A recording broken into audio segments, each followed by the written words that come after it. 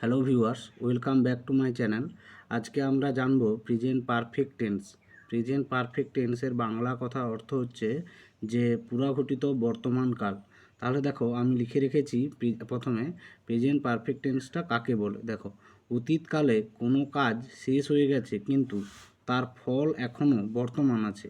কি বললাম? যে অতীতকালে কোনো কাজটা শেষ হয়ে গেছে কিন্তু তার ফল এখনও বর্তমান আছে, যেন কাজের রেশটা এখনও আছে। এইটা বোঝালে ভার্বের রূপের যে পরিবর্তন হয় তাকে বলা হয় প্রেজেন্ট পারফেক্ট টেন্স। তাহলে কি বললাম?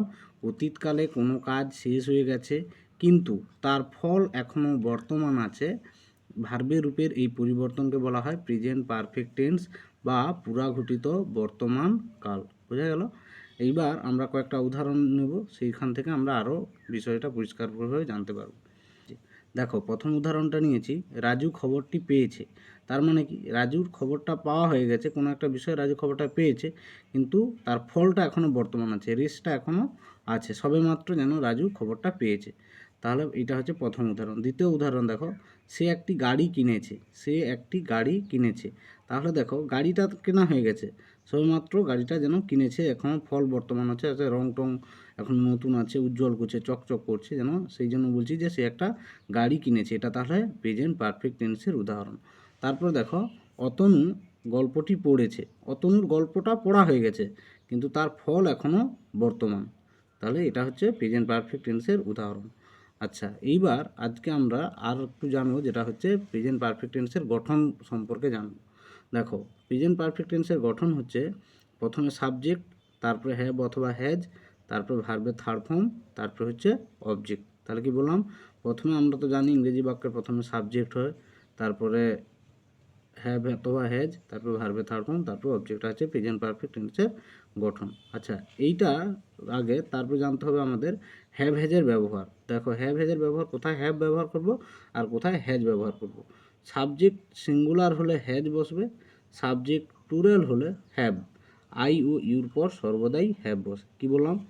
সাবজেক্ট সিঙ্গুলার হলে হ্যাজ বসে, সাবজেক্ট যদি প্লুরাল অর্থাৎ একের বেশি হয় তাহলে হ্যাভ বসে, আই ও ইউর পর সর্বদাই কিন্তু হ্যাভ বসে যাবে। বোঝা গেল? এইবার আমরা চলি ট্রান্সলেট করতে, বাংলা থেকে কিভাবে ইংরেজিতে ট্রান্সলেট করা হবে। দেখো, প্রথম উদাহরণটা কী নিয়েছি? রাজু খবরটি পেয়েছে। তাহলে আমাদের সর্বপ্রথম কাজ হবে কিন্তু আগে ভার্ব খুঁজে নাও। তাহলে এখানে ভার্ব কোনটা, কাজ কোনটা? পেয়েছে। তাহলে এটা হচ্ছে ভার্ব। এবার ভার্বকে প্রশ্ন করো কে পেয়েছে, তখন প্রশ্ন আসবে যে রাজু পেয়েছে। এবার এটা হচ্ছে তাহলে সাবজেক্ট, কে দিয়ে প্রশ্ন করলে সাবজেক্ট পাওয়া যায়। এবার প্রশ্ন করব যে কি পেয়েছে, তখন উত্তর আসবে যে খবরটি পেয়েছে। তাহলে এটা হচ্ছে অবজেক্ট। তাহলে প্রথমে আমরা গঠন অনুযায়ী, গঠনটা আমি এখানে ছোট করে লিখে দিচ্ছি। গঠনটা কী ছিল? সাবজেক্ট, তারপরে হ্যাভ অথবা হ্যাজ, তারপরে ভার্বের থার্ড ফর্ম, তারপরে হচ্ছে অবজেক্ট। তাহলে কি বললাম? প্রথমে সাবজেক্ট, সাবজেক্ট কী আছে এখানে? রাজু। তাহলে রাজু লিখে দেবো, রাজু।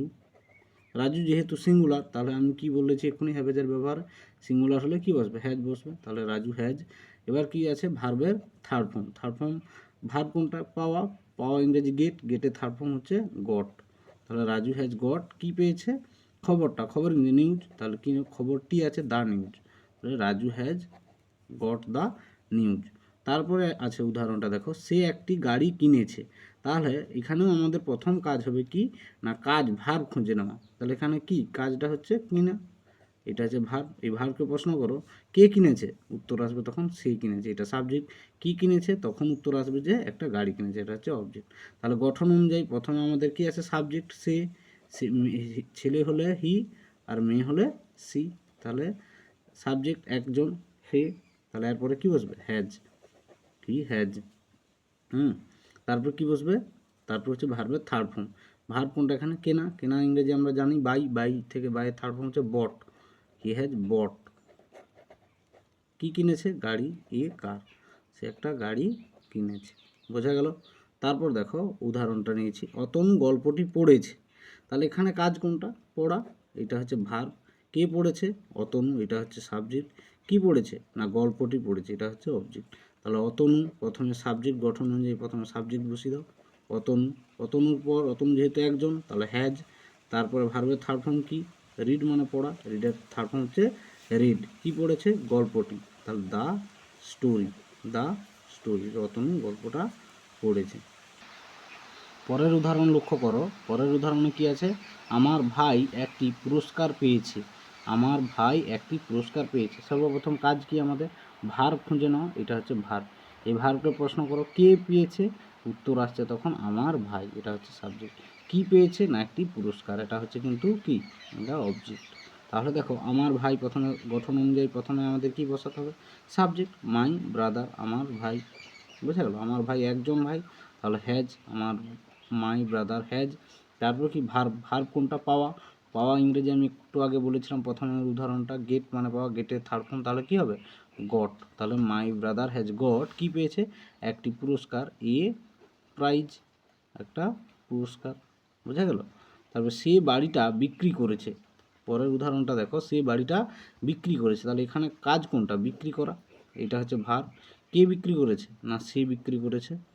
কি বিক্রি করছে, না গাড়িটা, বা সরি বাড়িটা বিক্রি করেছে, এটা হচ্ছে অবজেক্ট। তাহলে ছেলে হলে হি, মেয়ে হলে সি, তাহলে হি একজন, তারপরে হ্যাজ দিবে, হি হ্যাজ, হ্যাজের পর কি ভার্ব আছে, ভার্ব কোনটা, বিক্রি করা, বিক্রি করা ইংরেজি সেল, আমরা সকলে জানি, সেলের থার্ড ফর্ম হচ্ছে সোল্ড। হি হ্যাজ সোল্ড, কি বিক্রি করেছে, বাড়িটা, the house, he has sold the house. আজকে এই পর্যন্ত, দেখা হচ্ছে পরের ভিডিওতে।